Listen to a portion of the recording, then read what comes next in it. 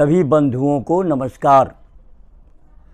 आज मैं सामयिक यानी ठंड से होने वाली बीमारियों पर चर्चा करने जा रहा हूँ।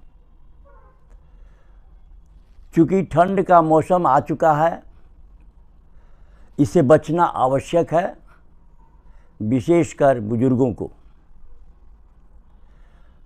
इस मौसम में तुलनात्मक दृष्टिकोण से रक्त में कहीं अधिक गाढ़ापन आ जाता है, जिसके कारण रक्त में थका बढ़ने लगता है, जो हृदय और मस्तिष्क की धमनियों के मार्ग को बाधित करता है।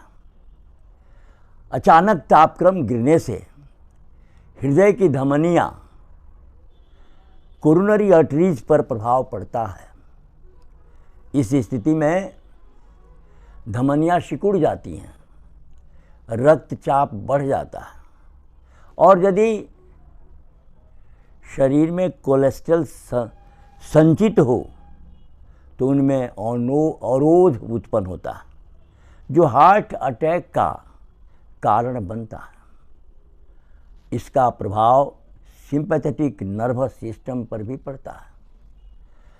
तनाव की स्थिति में उच्च रक्तचाप का एक कारण है। यह अनियमित जीवन शैली एवं नकारात्मक सोच का नतीजा है, जो आगे चलकर हृदय रोग एवं हार्ट अटैक का कारण बन सकता है।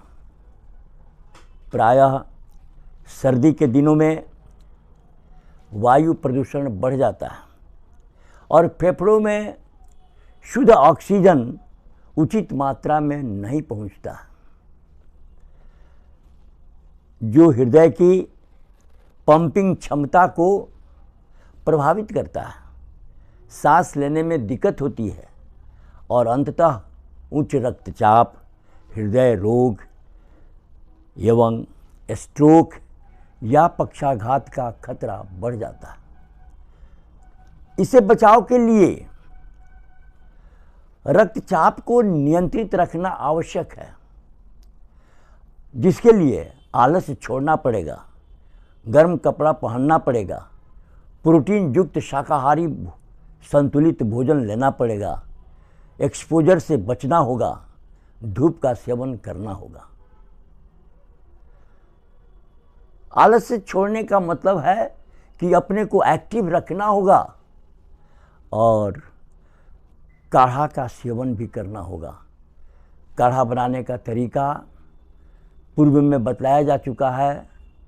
यूट्यूब पर डॉक्टर अजय प्रकाश चैनल पर आप इसे देख सकते हैं। चिकित्सा ठंड के दिनों में होने वाले रोगों से बचाव में एक्यूप्रेशर चिकित्सा की अहम भूमिका है। साथ ही चिकित्सा के लिए रामबाण है, मुख्य एक्यूप्रेशर बिंदुएं हैं जो मैं बतला रहा हूँ। वे बिंदु कहाँ पाए जाते हैं, तो पहले मैं बता दूं कौन कौन सा बिंदु इसमें इस्तेमाल किया जाता है। सबसे पहले LY4, जो शरीर में एंटीबॉडी बनाकर रोग प्रतिरोधक क्षमता को बढ़ाता है और एंटीबायोटिक का काम करता है। कैंसर रोग से शरीर की रक्षा करता है। ये बिंदु कहाँ पाया जाता है मैं बाद में बताता हूँ, पहले सभी बिंदुओं को बतला लूँ। LU10C, LI1B, CI8D,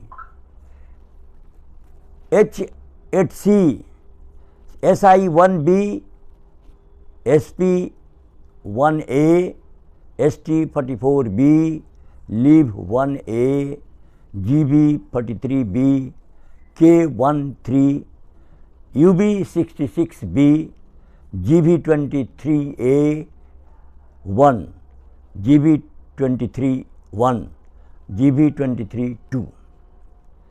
अब ये इन सभी बिंदुओं पर आप प्रोब से 1-1 मिनट पंप की तरह दबाकर चिकित्सा ले सकते हैं या लेजर पेन से चिकित्सा कर सकते हैं।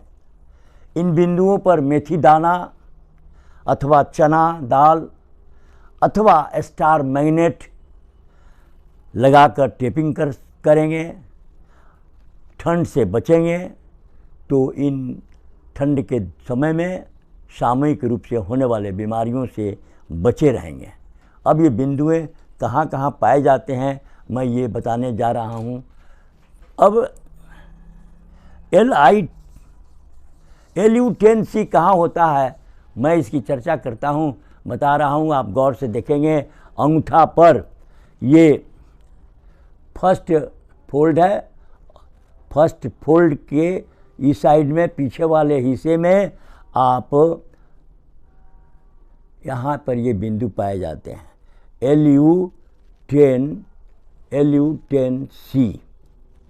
LU10C। उसके बाद आप दूसरा नंबर है LI1B जो है इंडेक्स फिंगर पर आप ये फर्स्ट फोल्ड है, ये सेकंड फोल्ड है। सेकंड फोल्ड में आप यहाँ पर ये बिंदु पाया जाता है अंगूठा के तरफ, यहाँ पर ये अंगूठा के तरफ इस कोने पर बिंदु पाया जाता है। LI1B के बाद CISD जो है आप बीच वाली अंगुली में आप ये फर्स्ट फोल्ड हुआ, ये सेकंड फोल्ड हुआ, सेकंड फोल्ड में यहाँ पाया जाता है। H8C जो छोटी अंगुली पर एक फोल्ड, दूसरा फोल्ड, तीसरा फोल्ड में यहाँ पर पाया जाता है, यहाँ पर पाया जाता है। उसके बाद से SI1B जो है छोटी अंगुली पर ही ये पहला फोल्ड है और ये दूसरा फोल्ड है, दूसरे फोल्ड में यहाँ पर पाया जाता है SI1B। उसके बाद से SP1A जो पैर में पाया जाता है, जो चित्र में आप देख रहे हैं। ST44B पैर में पाया जाता है, जो चित्र में आप देख रहे हैं। LIV1A पैर में पाया जाता है, जो आप चित्र में देख रहे हैं। GB43B ये पैर में पाया जाता है, जो आप देख रहे हैं। उसके बाद आप K13 ये पैर में पाया जाता है, जो आप देख रहे हैं चित्र में। UB66B पैर में ही पाया जाता है, जो आप देख रहे हैं। GB23A और GB23-2 ये ललाट पर पाया जाता है। 3 बिंदुएं यहाँ से लेकर ये भगवान शिव का त्रिनेत्र है, तीसरा नेत्र है, जिसमें GB23-1 यहाँ पाया जाता है और GB23-2 यहाँ पाया जाता है और GB23-1A यहाँ पाया जाता है। यह बहुत ही स्ट्रॉन्ग बिंदु है। यह अकेले शरीर के सभी अंगों के स्ट्रक्चरल एवं फंक्शन गड़बड़ी को दूर करता है। कहने का मतलब है कि शरीर में कहीं भी पैथोलॉजिकल डिस्टर्बेंस आई है, उसको ये संतुलित करेगा। इसलिए यह बहुत ही इम्पोर्टेंट बिंदु है। और LI4 के बारे में तो मैं पहले ही बता चुका हूँ कि यह एंटीबॉडी बनाता है और रोग प्रतिरोधक क्षमता बढ़ाता है, एंटीबायोटिक का काम करता है। इसलिए इन सभी बिंदुओं पर दबाव स्वस्थ व्यक्ति देते हैं तो स्वस्थ रहेंगे, और रोगी जो है जिनको ठंड लग चुका है वे अगर इस पर दबाव देते हैं तो अपने रोग से छुटकारा पाएंगे।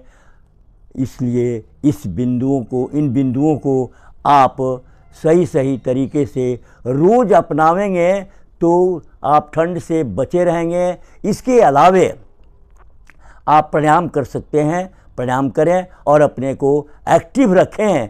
धन्यवाद।